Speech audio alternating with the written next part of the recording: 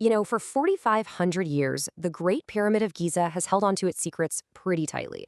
We've always known what it was, but the how, well, that's been a bit of a mystery.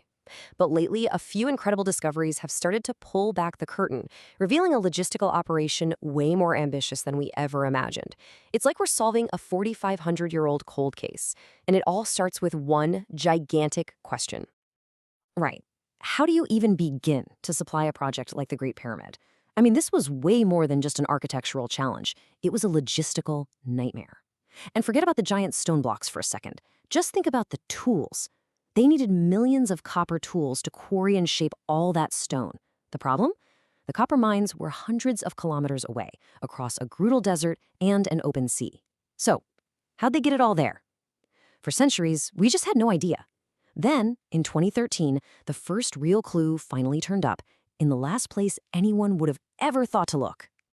They found a diary. No joke.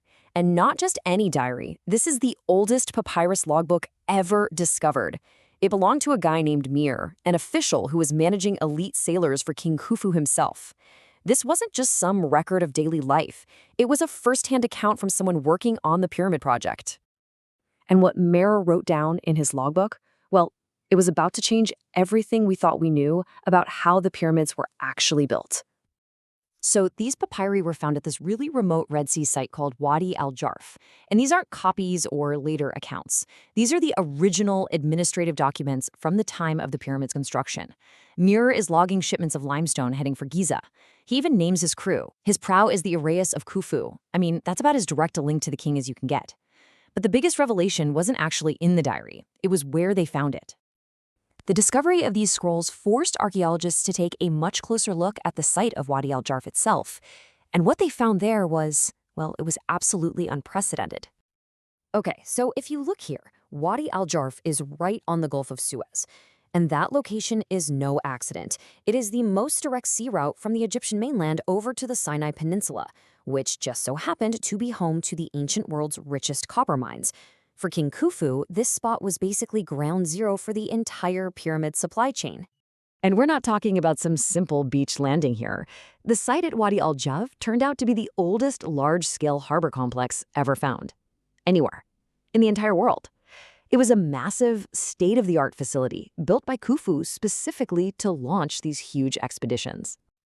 The scale of the construction here is just staggering.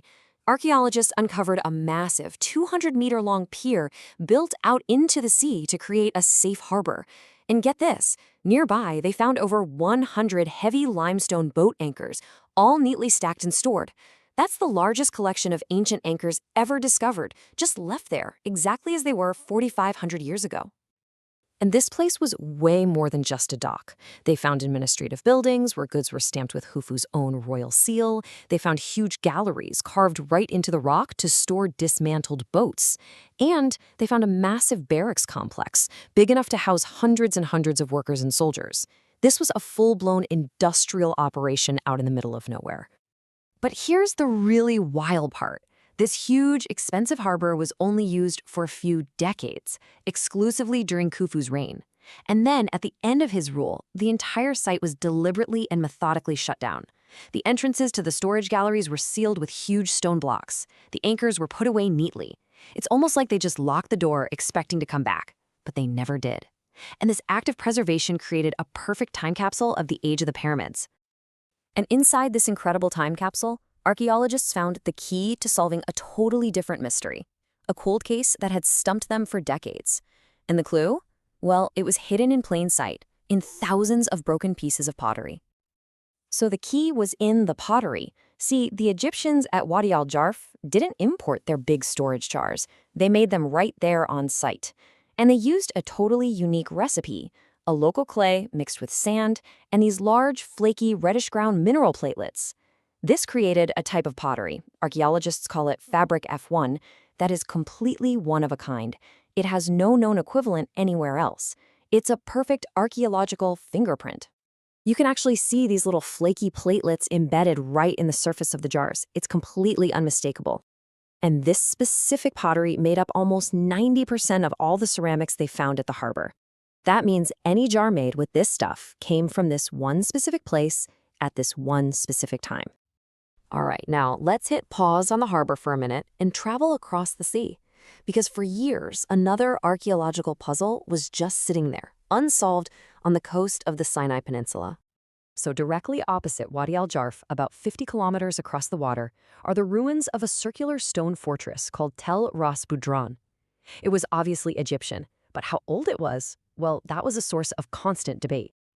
The going theory, for decades, was that this fortress was built much, much later, maybe during the collapse of the Old Kingdom, as a defense against foreign invaders. Pretty much everyone agreed it was built at least 2.5 centuries after Khufu and the Great Pyramid. It was seen as a totally separate chapter of Egyptian history. But that unique pottery fingerprint from Khufu's harbor, it was about to shatter that old theory completely. When archaeologists went back and re-examined the pottery that had been found at the Tel Ras Budran fortress, they had this massive eureka moment. The whole timeline was wrong. The fortress wasn't from the end of the Old Kingdom at all. It was from the very beginning. It was built at the same time as Khufu's harbor. The evidence was just undeniable.